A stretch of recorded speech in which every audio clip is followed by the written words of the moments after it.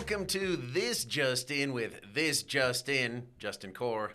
As your host, this is a show where we take a deeper dive into the stories most important to you with the people who bring you those stories. And today, our guest, the person who brings you those stories, a returning correspondent, Jude Binkley. Jude, how's it going, buddy? Going pretty well. Happy to be making my long-awaited return to the show. So, you say long-awaited, and you smile about it, but you may be right, because you made sure to stop me in the newsroom, and you were like, hey, Justin, do you know what the highest rated This Just In, at that time, it was like in February, the highest rated This Just In, like of all time is? And I'm like, no. Which episode was it, Jude? it was the episode with me. Yes. I think dog sledding really resonated with people. Like, that show did pretty well. People love videos of dogs. We've seen that on the internet. People love talking about dogs. People talking about dogs. They also apparently just love you, Jude. So, Thank you.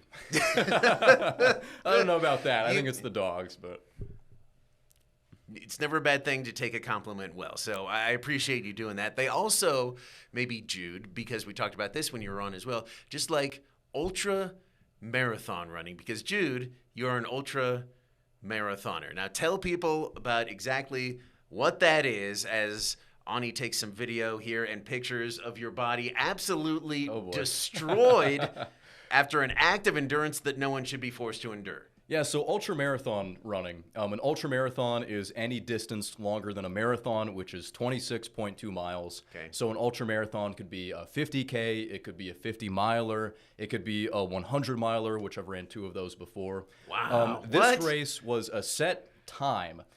So you had 12 hours to run as far as you could go.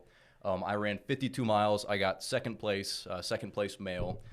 For the second year in a row in this race, but it was a really fun one. This one was in Lake Cuyamaca, which is just a little east of San Diego, on a mountain around a lake. So beautiful scenery. Wow. It was really hot that day. The heat kind of got to me, but it's tougher to be. It's hard to.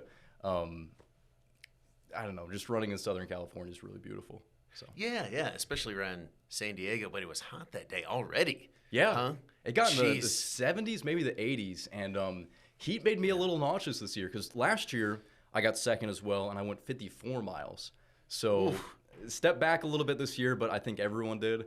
Sometimes the heat will get you and make you a little nauseous. Yeah. And I was having issues like eating food, and that's half the battle in ultra running, because you need to be fueled, you need to be taken in. So you're calories. eating while running. That's correct, yeah. What are you eating?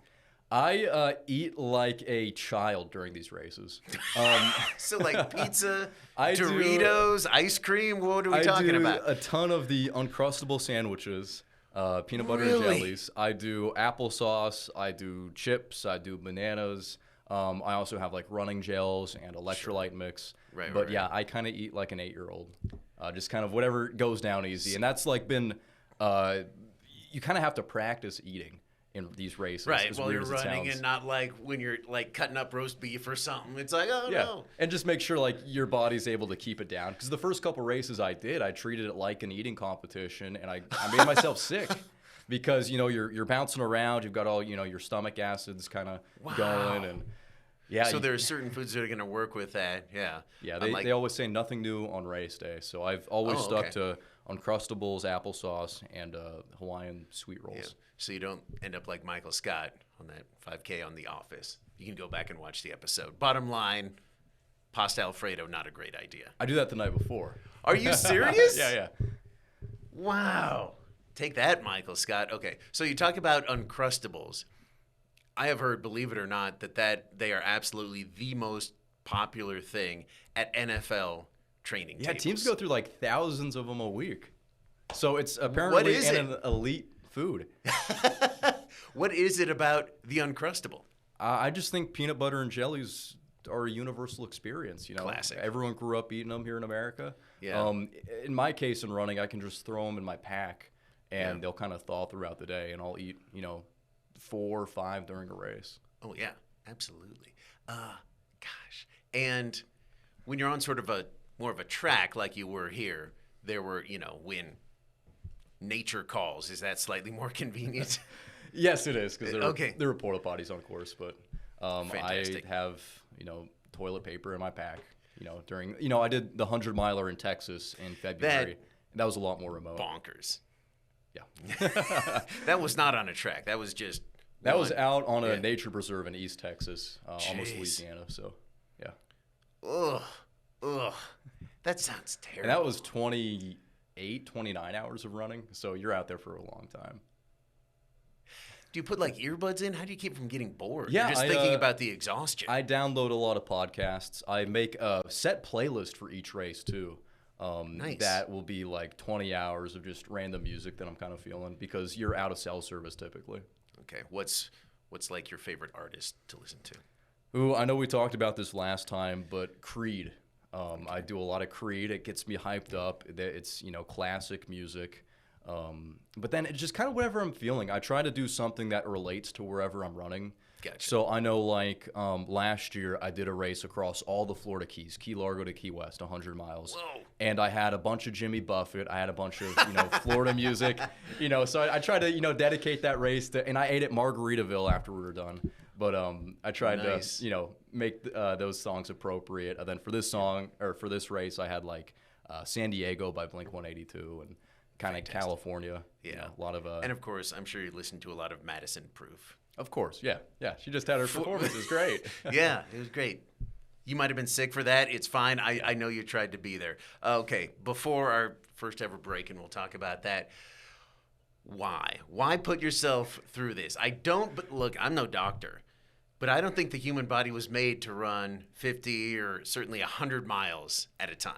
If you look at my body and my missing toenails, I don't think it was either. Oh, no. But Oh, no. Then again, what do you need toenails for? Exactly. I just think it's fun to set challenges for yourself Sure. and see what your body can do. Nice. When I started running in 2020, I couldn't go more than 2 miles without, stopping, and I had to walk back. And I just loved running because it's such a freeing sport or activity. You just need a pair of shoes and some road, or a treadmill even. Mm-hmm. And I remember when I first started running, I really wanted to run the LA Marathon, because I Nice. was moving back to Los Angeles to do like a co-op in college, and I knew I was going to be running past, places I grew up. So I set that goal. I hit that goal, and it was one of the best feelings of accomplishment I've ever had. Yeah. And from there, I wanted to see, okay, where can we take it? Can I become a faster marathon runner? Yeah. Can I run 50 miles? Can I run 100 miles? And it's certainly an addictive feeling to set those challenges for yourself and put in months to strive and hit those. Fantastic. I mean, I've run 50 miles, not all at once, probably throughout my lifetime. Yeah. Half a mile at a time, or, 50 feet to the fridge. All right. Well, Jude, partially thanks to the monster ratings from episodes featuring you, we now have commercial breaks. All right, on sweet. this JustIN. We have advertisers. This is wild. Up next, how lawmakers are trying to ease traffic congestion, but others say it is just a power grab. We're back after this. We are back. Thank you, Jude, for the ratings. You'll be getting 10% of those ad sales. 10% of zero. All right. Who knows? Yes, you'll be getting a portion of it. So this is a story you did recently. People really care about transportation, roads, traffic in this area, and a pair of sister transportation bills, they are now law after Governor Little signed them on Monday as we're recording this. We're going to see your story on these in a second. Is there anything we need to know going into this piece? Yeah, so these are two bills, which is kind of confusing, but they kind of work hand in hand. They do very similar things. Essentially, they would not allow highway districts to build standalone pedestrian or bicycle projects, and they also prevent roads from being narrowed. Okay. So this was a bill introduced pretty late in the session, and the thing that really caught me, I don't want to say by surprise, but was interesting and why I wanted to follow this bill was there was so much opposition to these two bills. When it got introduced to the Senate Transportation Committee, the room was full of people there to testify. They actually had to cut testimony and limit how many people could go up. And everyone in that room actually testified against the two bills. So I wanted to follow these because there was so much concern over these from a couple different citizen groups, and followed it and became law this week. All righty. Go ahead and roll it.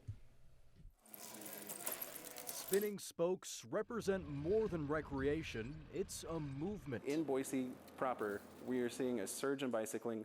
Boise's grown in the last 5 years as a livable city for a lot of reasons, and part of that is a bike infrastructure that's safe. A pair of bills now sitting on the governor's desk would reshape what local highway districts can and can't focus on. Senate Bill 1140 would rewrite Idaho code so that highway projects using state money could only be for the primary benefit of cars. Senate Bill 1144 would only allow bike and pedestrian improvements to be a secondary purpose of a highway district's project, and the law would ban projects that narrow a roadway.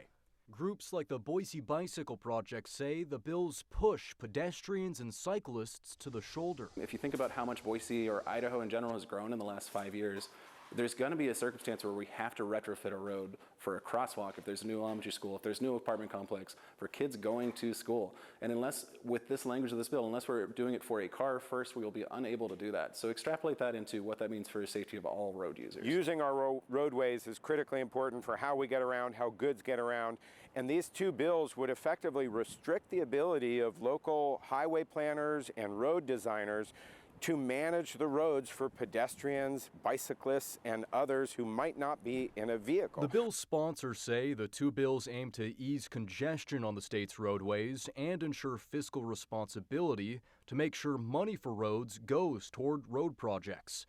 But Jonathan Oppenheimer, Government Relations Director for the Idaho Conservation League, says definitions laid out in the bills are vague. It says that this bill wouldn't have any effect near schools or parks or pedestrian areas or bicycling areas, but it doesn't define what those are or what near means. And so is it within 5 miles, 10 feet, or 100 miles? It's unclear. We see hundreds of people on cycles. We see hundreds of students walking to BSU and back and forth. We see the Lime scooters and the e-bikes and all those different modalities working together because we have built facilities to accomplish that. And if we go backwards, if we make it so we're not able to do that, we're going to see less safety in every single one of those modalities. So less safety in cars, less safety walking on a sidewalk, less safety on bikes. And that's what's really at risk with these bills. Now, again, both those bills, now law, they were passed by absolute supermajorities in the State House, sent to the governor. He signed them within hours, from what I saw. And yet, you said when you were in the committee room for one of those bills, it was packed. Standing room only. Yeah, no, they had to... Against it, and everybody... Everyone testified against it in the initial hearing, yeah. Gotcha. Oh, why do you think so many lawmakers voted for it and saw the need for these? Yeah, so I know when Senator Mark Harris, who was one of the sponsors, introduced this, he said that there's been a couple circumstances in the state recently where projects have narrowed roadways, and that's not conducive to good traffic flow. You know, the state's not getting any smaller, and traffic continues to be a chief concern. Sure. So that was one of the main things, especially when it was initially introduced. And then during debates, a handful of politicians brought up kind of the fiscal responsibility component of it, because, you know, the state gives money to these highway districts, and that money is for, you know, projects that are supposed to help streets or roadways. And some of the lawmakers were saying, you know, if we're giving you money to do this and you're, you know, putting it towards a cycling project, that's not what the money was intended to do. Okay. I guess I can understand that. And there seemed to have been a pretty major disagreement between highway districts and state lawmakers on this. In fact, an ACHD commissioner, very vocal about his distaste for the law, got censured by ACHD about it. Again, sort of the criticism was from him and others on these local highway districts and these local highway planners. They're not being allowed to do their jobs. They're being told, it's like, okay, you can do this, but this is how you're going to plan, and it's going to be roads, more roads, bigger roads. Is that part of the kind of distaste for it? Yeah, it's kind of a local versus state argument. And I should say these laws, the narrowing roads does pertain to everything, but ACHD, for example, just announced a project where they're putting in a crosswalk on Fairview, and they're using a federal grant for that. So that is not subject to this law because the law is just about state money. So there are some circumstances where this law doesn't apply, but I know that, you know, ACHD commissioners were elected, and a lot of them kind of ran on the pedestrian and these types of improvements. Right. And I know that ACHD, really, that board right now, you absolutely said it's sort of a new look board over the past couple years, and a lot of them were elected because they were talking about wanting to push, cycling, walking, pedestrian, public transit, things like that, to try to get more cars off the road. State sees it differently. I've heard from a number of lawmakers when I talk to them about sort of public transit issues, and they're like, yeah, I mean, that's great that some people say they want public transit, but from my constituents, all I hear is, I need more roads, I need bigger roads, because that's just how I get around, and right now we're kind of so spread out. Is that what you heard from lawmakers as well? Yeah, I do think communities are very different. This could be a bill that disproportionately impacts a place like Boise, where you see more, cycling commuters or walking commuters. But you look at Meridian and Eagle Road, and traffic is a chief concern there. So. Right. Yeah. Absolutely. And if they're looking at promoting state commerce, so here we are. But it also, and you made the point in your piece there, that it's a bit globulous. I don't know if that's the right word, but it doesn't provide sort of clear restrictions, that it's like, hey, these can't be made, near this or by this, but what exactly does that mean? Is this something where they're going to get down the road on a project and maybe get sued by the state, or? Yeah, we'll see what happens. It is interesting. Anyone who violates these bills are subject to a $1,000 fine. Oh, okay. So that was written in, but yeah, the projects can be built near schools, but the term is near. So there could be legal arguments made about where is near, where does that line get drawn. So I think it'll have to play out at some point. We'll see what happens. Yeah, we may hear a lot more about this. Jude, thank you for that. Well, up next, after another commercial, thanks to ratings monster Jude Binkley, we're going to talk about the biggest pro sport in the world coming to Garden City. That's after this. Welcome back to This Just In, made possible by whatever product was just advertised to you right there. Make sure and buy it. It's awesome. Joining me, Jude Binkley, biggest sport on the planet, coming to the Treasure Valley. Jude, what is happening? Yeah, this is really exciting. This is something that's been in the works for about a year now. Last week, Boise Pro Soccer broke ground on a new stadium at Expo, Idaho, on the former LeBois track. Yeah. So they are retrofitting the grandstands, they're redoing the turf club, and this will host men's and women's professional soccer teams. The men's team's going to start playing a year from now, next March. That is awesome. Jude, you did a really cool story on this. Let's take a look at that right now. The world's most popular sport has found a home in the Treasure Valley. Soccer is more than just a sport. It's a culture, a way of life that unites us, energizes us, and drives us forward to a dream realized. Crews broke ground on a new soccer stadium at Expo, Idaho that will host both men's and women's professional soccer teams. This is a monumental moment for the citizens of Ada County and the citizens of Idaho. To have pro soccer come to the Treasure Valley. For the local economy, this project represents growth, creates jobs, fosters tourism for Ada County and the cities within. What a great opportunity to come together and cheer on our new teams. Boise Pro Soccer signed a 30-year lease on the property where Boise's men's team will compete in the United Soccer League's League One division. Our feedback from our community is there's a lot of people that are excited and really emotional about this in a good way. The fact that they love soccer, they can't wait for this to happen and can't wait for us to kick on the pitch in 2026. We've got a really solid sports ecosystem in the Treasure Valley. With soccer, this brings our first Division I top-tier women's team. It'll be the first top-tier women's team in all of the state of Idaho. Boise Pro Soccer is redeveloping 27.5 acres on what is the former LeBois racetrack, turning the site into a mixed-use sports park. We'll have this parcel on the stadium, a practice pitch as phase 1, and then phase 2 will be 4 or 5 other soccer pitches that will be available for community use, in addition to a couple, softball and youth baseball parks. I think I've got more enthusiasm for this project than any project we've ever done. No tax dollars are being used on the project. The investor group is putting up all the money to redo the grandstand and the turf club and to build the fields. As part of the lease agreement with the county, some revenue from Boise Pro Soccer will also go toward maintenance of the adjacent park being built at Expo, Idaho. In the spirit of soccer, a global language that speaks to communities across the world, Boise Pro Soccer is letting local fans write the first chapter of their team's story.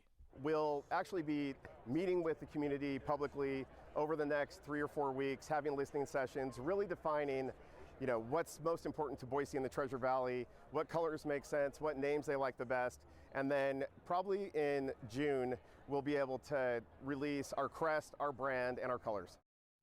So it truly does look like awesome sauce, as Commissioner Beck said. Now, to clarify, this is a private investment on public land. Can you break that down? That's correct. So Boise Pro Soccer signed a 30-year lease. They're paying the county $150,000 every year.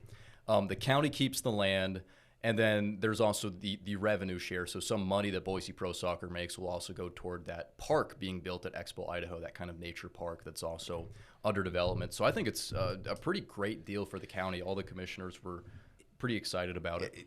Boy, it seems like it. And alongside that, you're going to see public soccer, baseball, softball fields, along with that increased business running through the area. And I mean, that park has been so empty for so long in really sort of a really ideal centralized location right there in Garden City. That's got to be big for business and commerce around there as well. Oh, absolutely, yeah. It's it'll be cool to have action once again at that site, because I know how popular horse racing at LeBois used to be, but I think it's been a decade now since they've had horse races.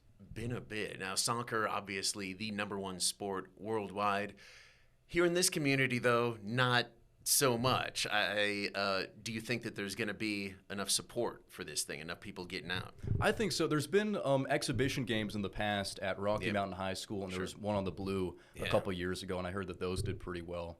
I'll be honest, I'm not a huge soccer fan. I'm a big college football guy, but I lived in Phoenix in college, and we had a USL team. And the environment in a soccer game is so special. You got like the fan sections where people come up with their own cheers and everyone's standing the whole game. Soccer is a really unique sport. And I think one of the really cool things is, the USL has these different divisions and they're sanctioned under US Soccer. And the women's team is going to play in the USL Super League, which is the highest level of play in the country for professional soccer. So Boise's going to have a premier top-tier soccer team. And then the men's team is playing in League One. And USL's adding promotion relegation, so they have a chance to also, play up or down. It's a European system that the USL is now bringing to America, because they've got these different divisions and tiers. And with all, minor league sports around here, it's really about the environment, right? Like, people show up to the Steelheads because it's good hockey, but it's also just a great environment and you're downtown. People show up to the Hawks because it's great baseball, but also because, it's good food, fun promotions in between innings, and you're right there by the river on a summer day. So could be a whole lot worse. Again, they don't have a full brand, mascot, or colors. That's true. But I have some suggestions, Jude. Okay, how about the Boise City Gardeners of Garden City? You can pitch that one. Okay, a bit complicated. Color's green, and then a different shade of green. Danny Alsop, really our #1 soccer fan in the newsroom, suggested the Boise Goat Heads. Not bad. I like that. Not bad. Pretty unique. I've got one for you, though. Goat mascot. Go ahead. Jeez, go ahead. Go ahead. I was thinking, because I was trying to think of something this morning that represents Idaho and is also kind of ferocious. I was thinking the parachuting beavers. I have a painting of a parachuting beaver in my living room right now. There you go. I had some other suggestions. That's the winner. Yeah. The parachuting beavers. As long as they make the color scheme the same as the Steelheads or the Hawks, so we can all get on the same page like Pittsburgh has. Hello. I think that'll be best. Jude, thank you so much. Great suggestion. Hopefully they charge you for that when Boise Pro Soccer becomes the parachuting beavers. Thank you so much for joining us. If you got comments or questions for Jude about ultramarathon running, parachuting beavers, transportation, soccer, you name it, text them to 208-321-5614. Use the hashtag JustIN. Jude, thanks again. Absolutely. Another ratings monster, sure to be. We'll see you next time.